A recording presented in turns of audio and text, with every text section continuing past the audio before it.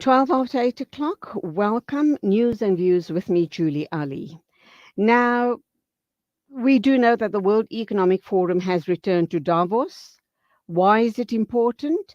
And we also know that after a gap of 2 years post COVID, of course, world leaders, economists, and other influential personalities have come together again to help the world face some of the biggest challenges in decades.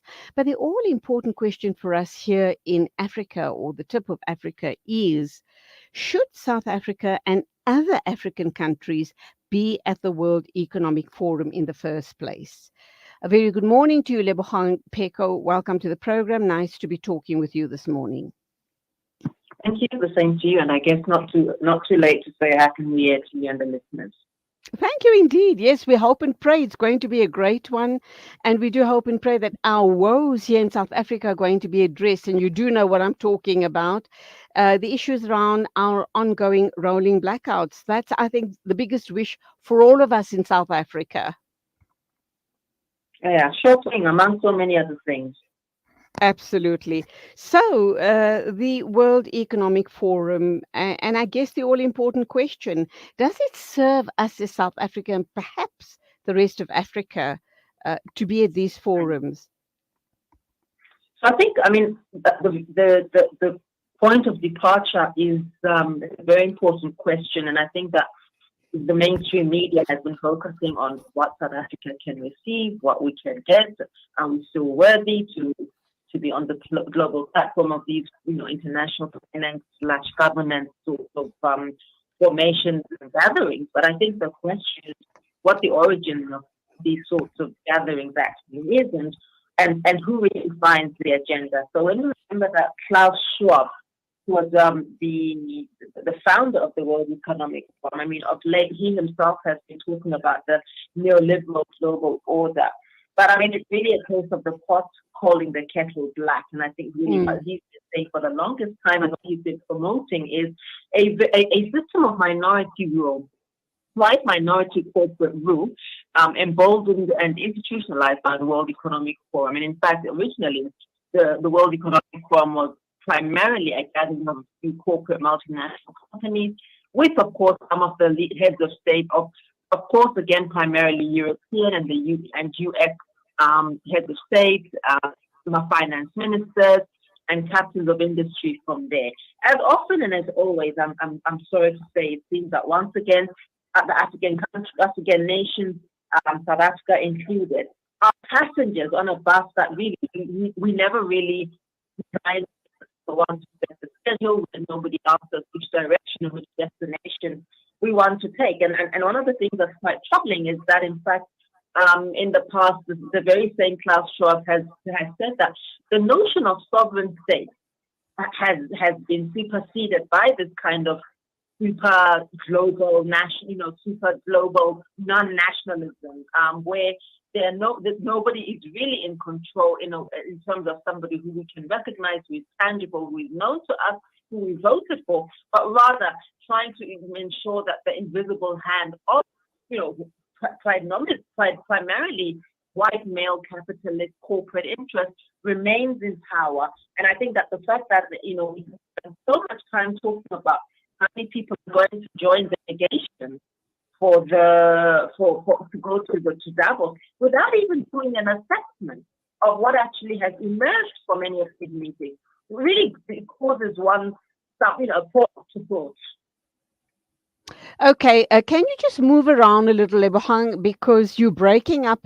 I'm not quite sure how the controller is hearing you, but I kind of find that you're breaking up a bit. Okay, let's roll out all of the other important questions as far as Davos is concerned.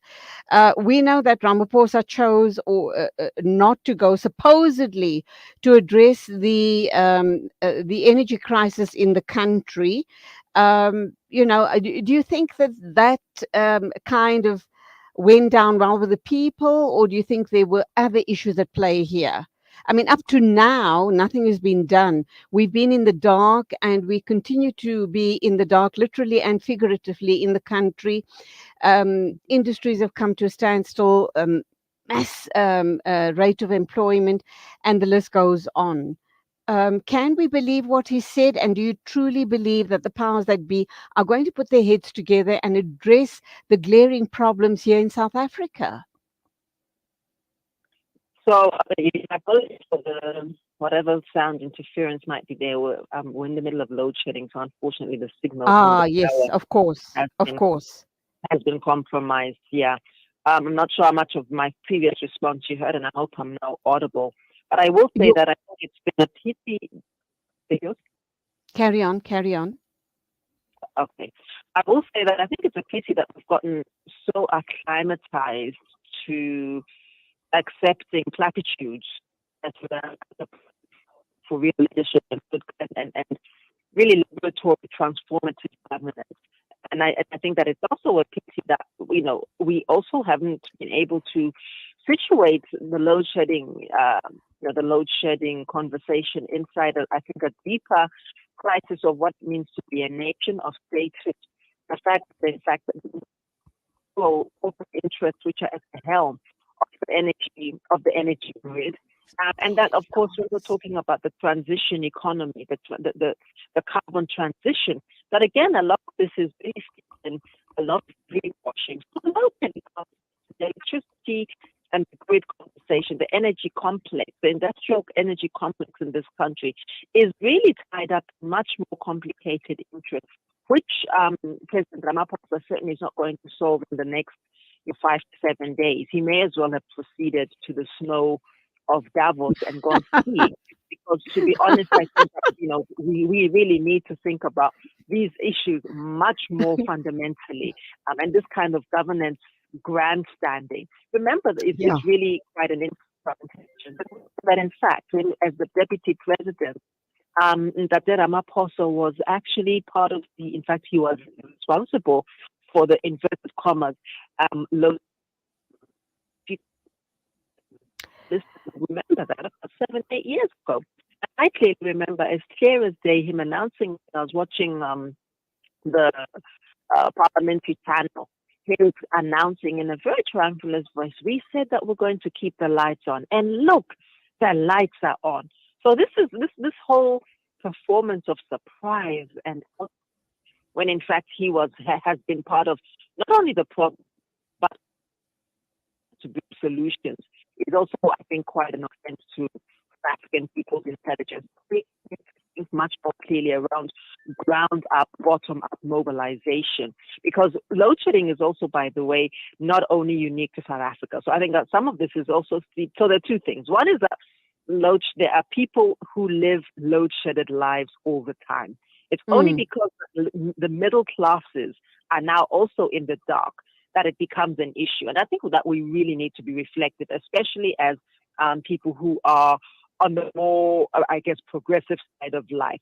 That there are people who never have life. There are people who are always using tariffs, who are always using candles, who have never been on part of the energy grid in this country, and who have been waiting to join that energy grid since 1994. And let's spare a thought for them in our few hours of darkness, which really, relative to the reality of the majority of people in this country, and indeed across the continent, is a momentary inconvenience. And then on that note, to also then think around a much more solidarity-based advocacy, which isn't only about defending middle-class lifestyles, but which is actually about a much broader conversation about bringing everybody in this country onto the energy grid. There are countries, I think if people who have ever visited, West Africa, Senegal, Ghana, Nigeria, all you hear for hours and hours is this silent, this not so silent humming. And in fact, that's, because the generators are going for 5, 6, 7 hours a day. And then, the silence is when you realize that there's a generator all on you almost don't hear it anymore. I am not suggesting that we want to go that direction, and that we, with the amazing dividend that we received in South Africa in 1994, so to allow our infrastructure to deteriorate to that extent. To position us. Lebohang, you are absolutely on point by what you have just said now. And we do know that there are countries north of our borders that have the same situation that we are currently facing now. And I also hear what you say about the middle classes now being very uncomfortable. And I also know that.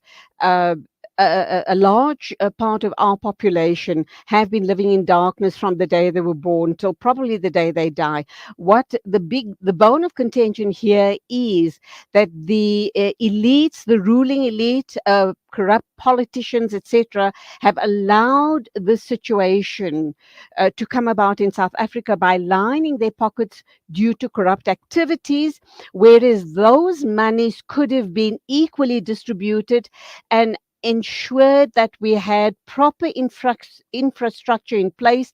Maintenance should have been carried out when it was meant to have been carried out 10 years prior to this discussion, and the majority of the country would have been electrified, and we would have had perhaps a lesser unemployment problem in the country. So that's the issue here. That's the issue that we're discussing. But that being said, you are absolutely on point. Let's look at Davos. Let's look at the issues that are going to be discussed there. And what I want to ask you is the significance of Ukraine's First Lady, Olena Zelenska, having spoken at the conference on Tuesday, whilst her husband, the president, Zelensky himself, apparently will be giving a remote address today sometime, together with other officials from the Ukraine appearing on the panels. It's going to be once again asking for support for the war to end in the Ukraine, or possibly more resources for them to be able to fight the Russians. Mm. Your thoughts? Okay, that's a switch up from what I thought we were going to be discussing. I think there are a few things. Firstly, I'm absolutely in agreement with what you said about the energy complex, and I said that we should not in any way be content with allowing the amazing Absolutely. dividend that South Africa has to just deteriorate so recklessly, so negligently, and as you correctly say, sometimes through misexpenditure. Now, on the Ukraine, that's another complex one for me, and I think it's complex because what are we actually standing for?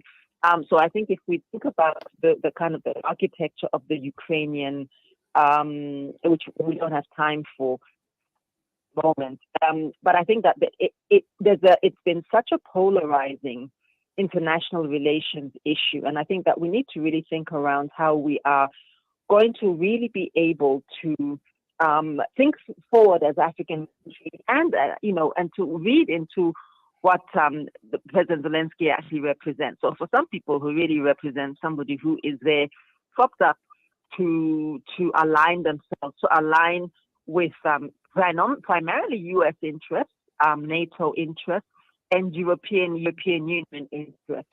And I mean, I think the other point of this is that in supporting that, we also need to be very careful. I mean, anyone who's in blind and unobjective and unconditional support of the Ukrainian Russian battle war should also think about the neo-Nazism that's been prevalent throughout not only the past few months, but certainly in the past few decades, and that this has been deeply entangled with populism and racism that is growing across Eastern Europe, including the Ukraine.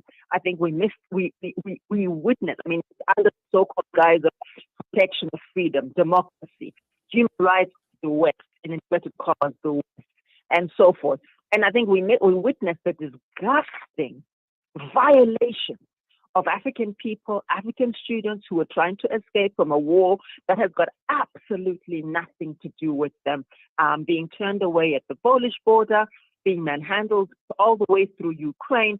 And I mean, I think that in the light of that, I just thought, well, if this is the pedestrian racism and racial violence, because that's just not racism, it's violence, racial violence and acts of terror by potentially consigning people to death, because without understanding where they would eventually land, and also, by the way, violating basic international protocols, about how to ensure that civilians are supported to get back to their countries of origin during times of war, and.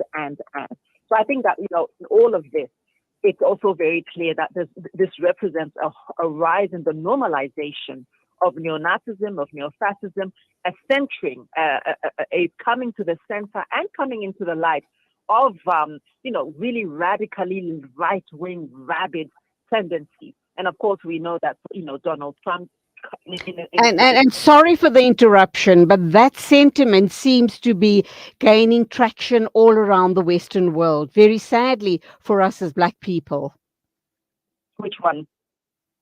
The whole issue about this white supremacism, and the issues that Black students have been experiencing in the West, and just the way they were treated at the start of the war, and possibly even now in the middle of the war. They were absolute non-entities. And I do need to also say something else, Lebogang. You are an economist. We were meant to be talking about Davos and kind of honing in on the Davos situation.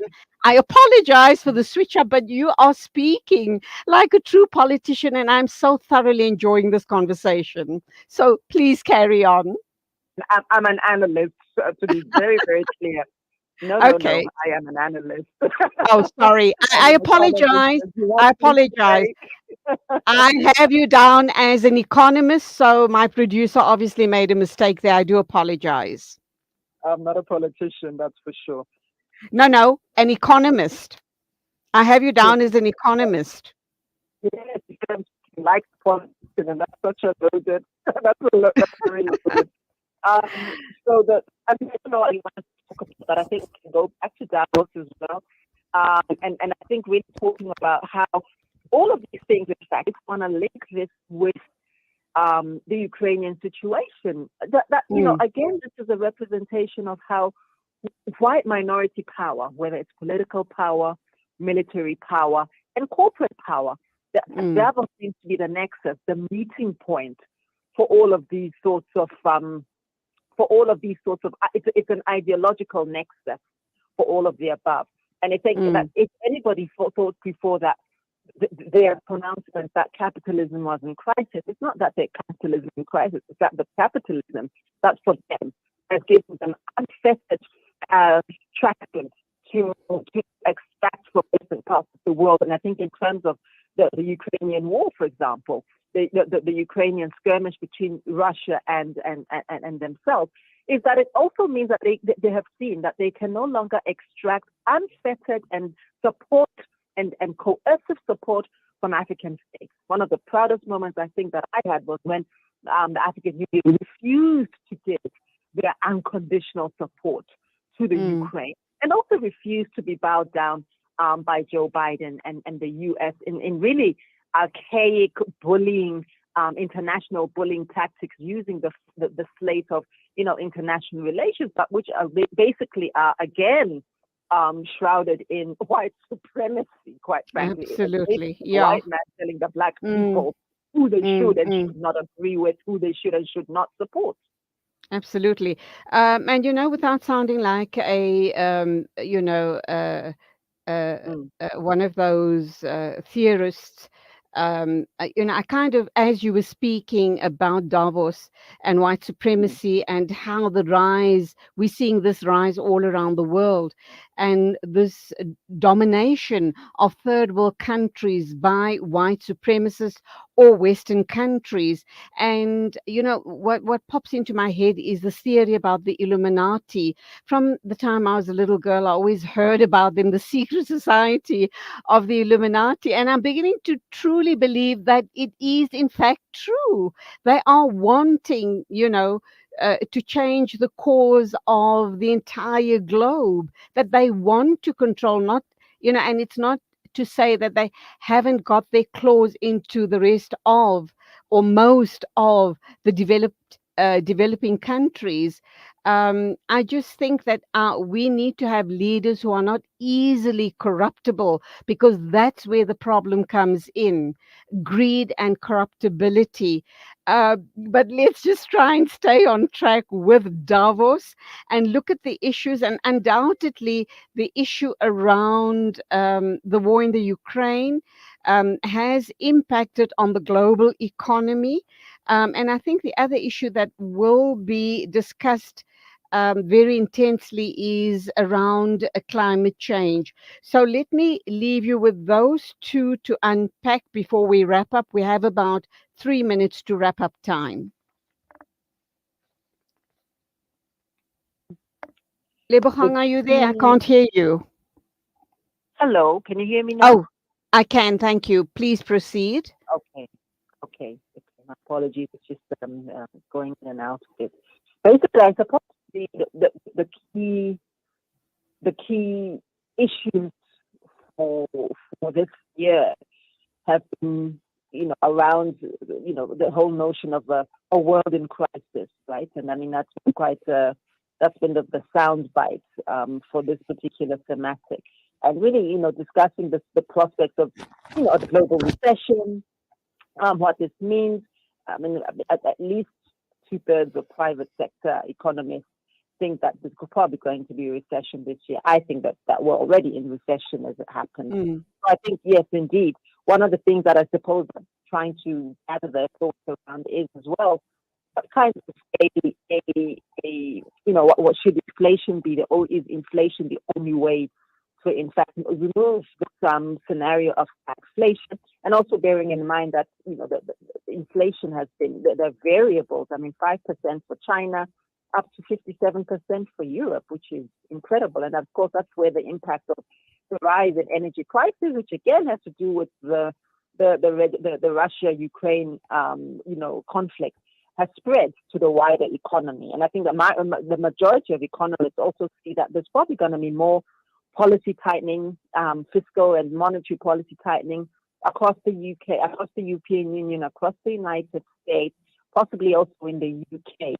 And of course, policymakers don't want to risk tightening too much or too little. But of course, the problem with all of this is that none of them are committed to really a truly redistributive system of redistribution. So what this is about is not so much about trying to save the economy, but it's trying to save capitalism. And the two things are not the same.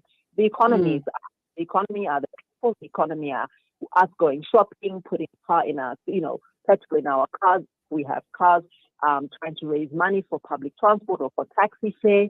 That is what the real economy is. The economy are the people who are standing at the street corners selling phone chargers, spinach, mangoes, whatever they can. The economy are the 9 to 5. The economy, that's the economy. So that is not what is the concern about of the World Economic Forum. Their concern is saving capitalism. And maybe, in fact, they should actually be called the World Capitalist Forum, because if it were about the economy in the way that I've articulated it, the conversations would be significantly different. And I don't think that about what pop stars and movie stars have to say about it. I don't know what Brad Pitt has to contribute per se. I'm not suggesting that actors don't have feelings too and don't have intellect too, but I mean, quite frankly, in the scheme of things, when are we going to see activists, trade unions, progressive economists? I mean, I've never received, I'm not suggesting that my voice is that important, but I mean, I would love to sneak into one of those forum and see what it is they're actually talking about. So I mean, I think voices that are critical, that I think offer a heterodox or multiple perspectives. We're not seeing that that's changing here at Davos. And I think all roads lead back to protecting white capitalism, and of course the war between, or the conflict between Russia and the Ukraine has become the latest dog whistle to divert us, I think, from much deeper structural issues.